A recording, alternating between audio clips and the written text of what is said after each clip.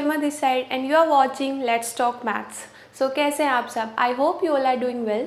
So first of all congratulations to all of us as we are a family of 100 people now and thank you so much. Let's start the video. So coordinate geometry क्या होता है basically, हम उसके बारे में पढ़ेंगे।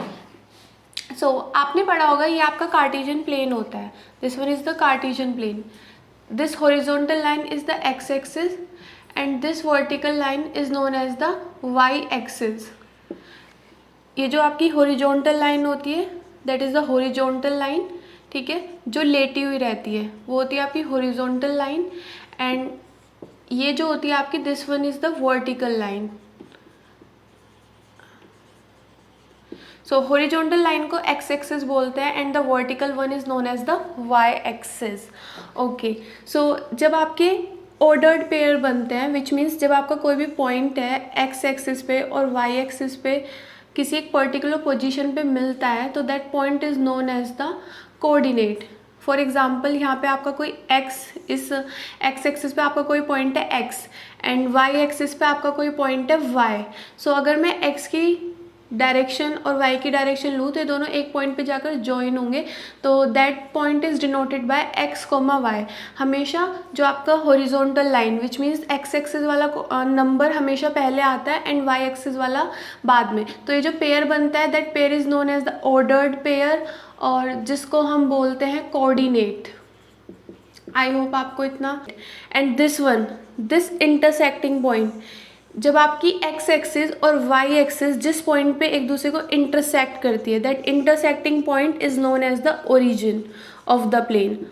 Origin का मतलब होता है जहाँ से किसी चीज़ की शुरुआत होती है, तो विच मीन्स ये एक ऐसा पॉइंट है जहाँ से एक्स एक्सिस और वाई एक्सिस बने हैं। तो ओरिजिन के कोऑर्डिनेट हमेशा 0 और 0 होते हैं क्योंकि आपको पता है कि हमेशा हमारा नंबर एज सच 0 0 से ही स्टार्ट होता है। So that x axis is also known as abscissa and that y-axis is also known as ordinate.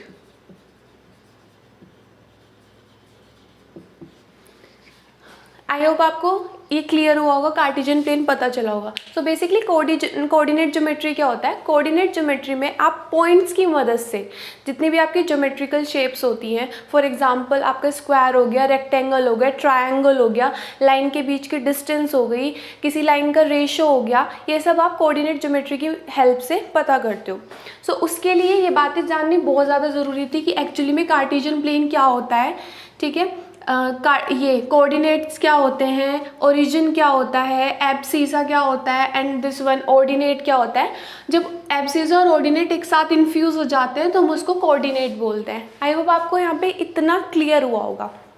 अब जो आपका कार्टेशियन प्लेन होता है वो आपका 4 पार्ट्स में डिवाइडेड होता है, 4 पार्ट्स में डिवाइडेड होता है आपका कार्टेशियन प्लेन। जिन 4 पार्ट्स को हम हर एक पार्ट को क्वाड्रेंट से जानते हैं, ठीक है, तो 4 क्वाड्रेंट्स भी बोल सकते हैं।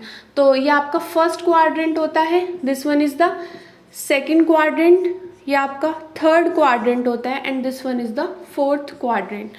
सो बेसिकली ये जो क्वाड्रेंट्स होते हैं ये आपको हेल्प करते हैं एक्स और वाई एक्सिस की डायरेक्शन और मैग्नीट्यूड पता करने में। बेसिकली ये जो क्वाड्रेंट्स होते हैं ये आपको हेल्प करते हैं कि आपकी एक्स की वैल्यू कहाँ पर पॉजिटिव कहाँ पर नेगेटिव होगी और सेम विथ वाई।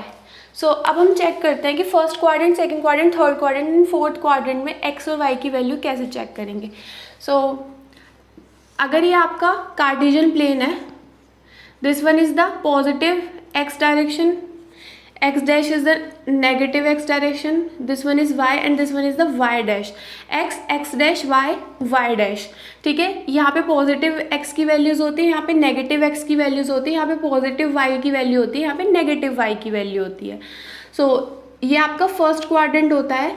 आपको ये याद रखना है कि फर्स्ट क्वाड्रेंट में देखो ये आपका पॉजिटिव x है, ये आपका पॉजिटिव y है, तो फर्स्ट क्वाड्रेंट में x भी पॉजिटिव है और y भी पॉजिटिव है।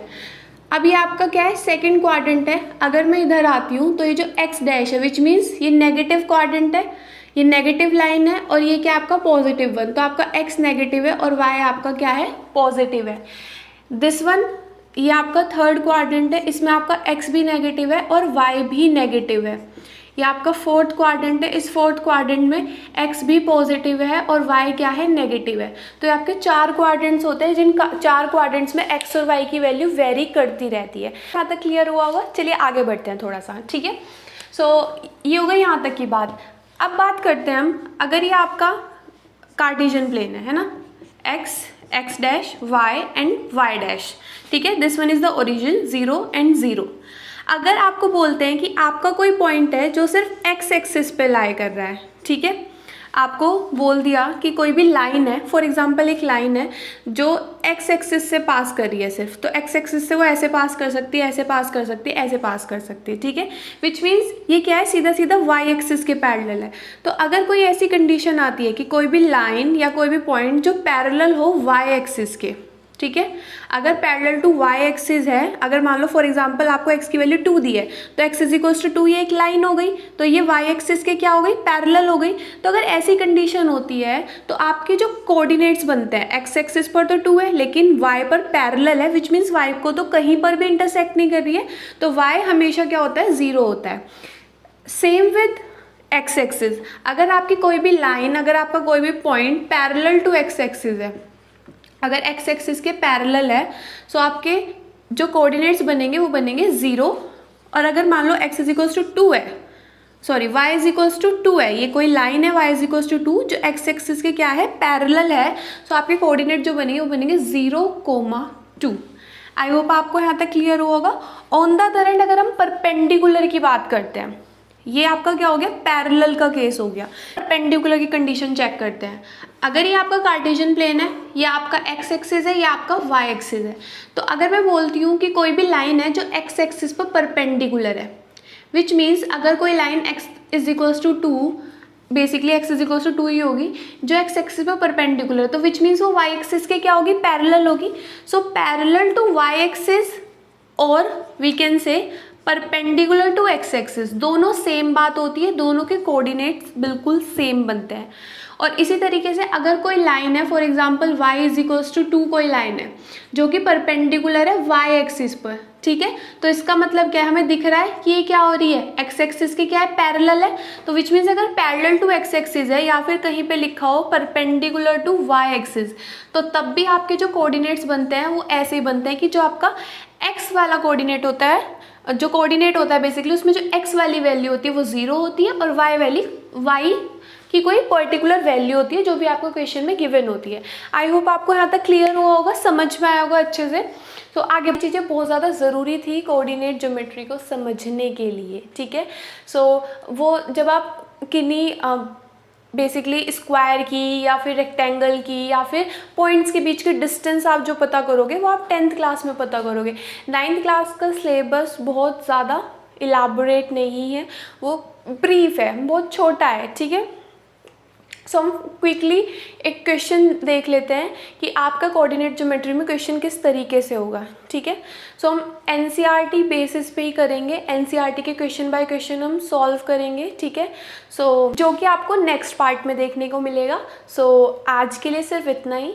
इसको एक बार बैठकर प्लीज़ एक बार रिवाइज ज़रूर कीजिएगा, क्योंकि जिन चीज़ों को समझाया जाता है उन चीज़ों को आप अगर थोड़ी देर के अंदर ही कर लेते हो तो वो बहुत अच्छे से। चलिए मिलते हैं अगली वीडियो में। Till then do like, share and subscribe to my YouTube channel let's talk maths. So thanks for watching guys. अगर ये वीडियो आपको अच्छी लगी है तो प्लीज़ लाइक एंड शेयर कीजिए। Target is 50 likes and 10 subscribers. और अगर अच्छी नहीं लगी है तो प्लीज़ कमेंट सेक्शन में बताइए। I will improve it in my upcoming videos. Bye bye.